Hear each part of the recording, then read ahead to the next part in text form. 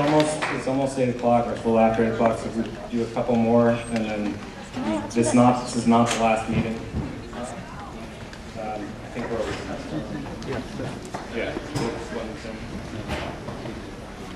Hi, my name is Isabella Powell, and I'm a student at Lang. And I've noticed several members of this panel have made reference to the fact that we need to establish some sort of transparency and or dialogue between the students, faculty, and the administration. And as someone pointed out earlier, the president of our university is not present here with us. We don't have access to speak with the president of our university right now. When will this be possible? When will there be that form of transparency?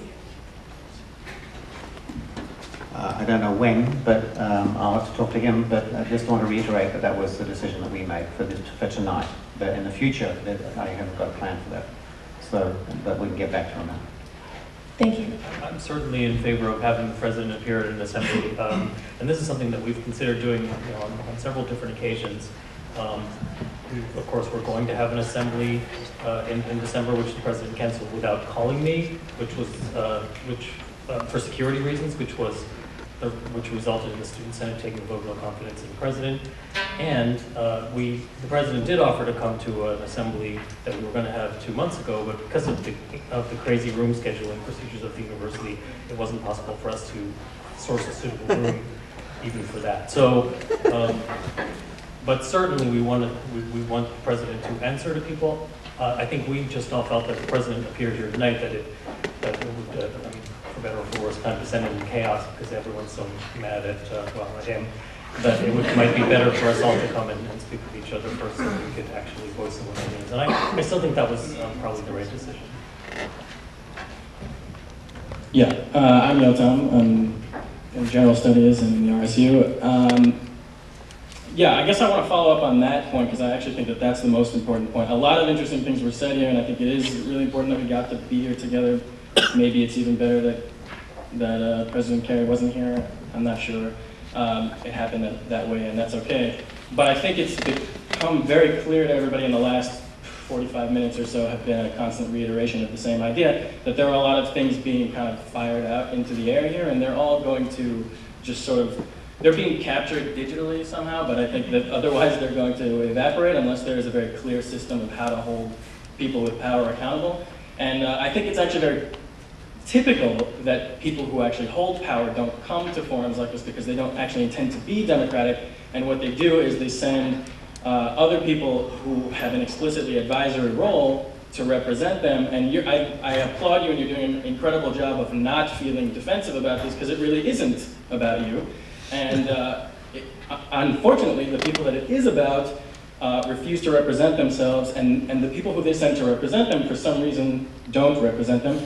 I don't know why that is, and I don't take it personally, but if you're from the administration and you can't speak for the administration, then as far as I'm concerned, you're not from the administration, and it's irrelevant that you're here. And so, I mean, not irrelevant, but not any more relevant than anybody else. You're here just to be here like me.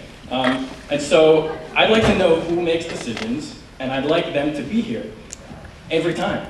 And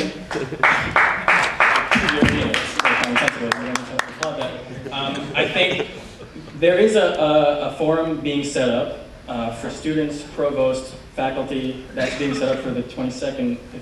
Now that sounds really cleverly similar to exactly what we have here, and I'm not particularly interested in doing that again. So what I'd like to stress, and I want to direct it, I don't know who to direct it at, but I don't want it to just like disappear and fly away like the other questions. I want someone to answer me. Can President Kerrey be there, and can that be a forum where all of the different official bodies of this university get to pass resolutions? And are you willing to do that? Like, are you willing to actually facilitate something with teeth? And I think it's better for you also, because it means you don't have to like sit here and accept partial responsibility for something maybe you're not responsible for. So just, bring it. There's a line. As a co-chair of the Faculty Senate, I think one of the things that I'm trying to answer this question is that what you said about access to care, I think, is very important. But I think another thing that we've seen tonight is that there are a lot of fundamental disputes about what happened, and there's a lot that we still don't know. And I think that one of the things that the Senate, both the student and the faculty senates, may be pressed to do is to begin to gather facts and to sort through. Absolutely. We have conflicting accounts tonight. And, you know, I think that the problem, to be blunt, is that President Kerrey, if he comes to a meeting without some fact gathering by the rest of us, the fact is we voted no confidence because most of us don't trust our own president. So it's not going to be productive, I don't think, or as productive as it could be, if we don't have in place some prior gathering of facts through the faculty senate and the student senate, just so we can lay out and perhaps stipulate a shared framework of what we can agree actually happened. I think that's actually going to be an important process. It's one of the things that we can do to make better decisions and motions down the road. It's very hard to make good policy, I think, if you don't know all the facts.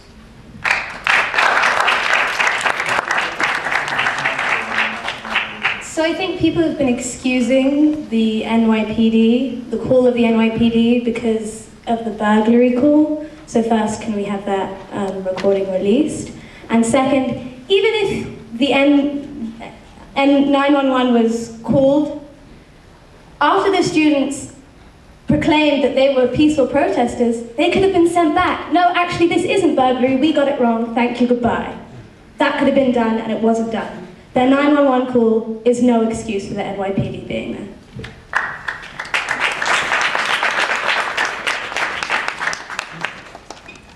What disturbs me most about this whole situation is the rhetorics around it.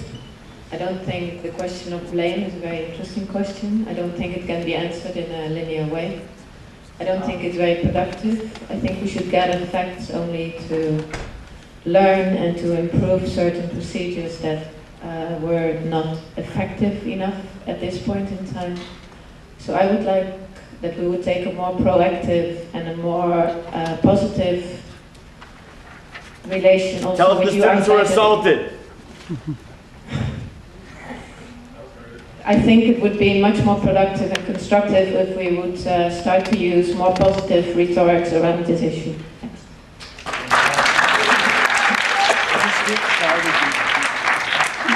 I didn't have so much a question as a comment on. There's a few comments people made. One was Pilar's comment regarding the stability and future and perception of the university, and there were a few other comments regarding manifestos and things along those lines. And I think that, you know, on the one hand, the best way to provide, you know, stability and a good representation of our university is for us to build a mass movement of students and staff and faculty, and for that movement to have clear objectives. And if people have disagreements regarding or criticisms regarding objectives that have been raised for this movement so far, I think that the April 22nd assembly is going to be a good opportunity for us to begin developing a more cohesive movement, and also a movement with clearer goals that are more representative of the diverse range of interests that we actually have here at the university. I think that that's the, you know, a more participatory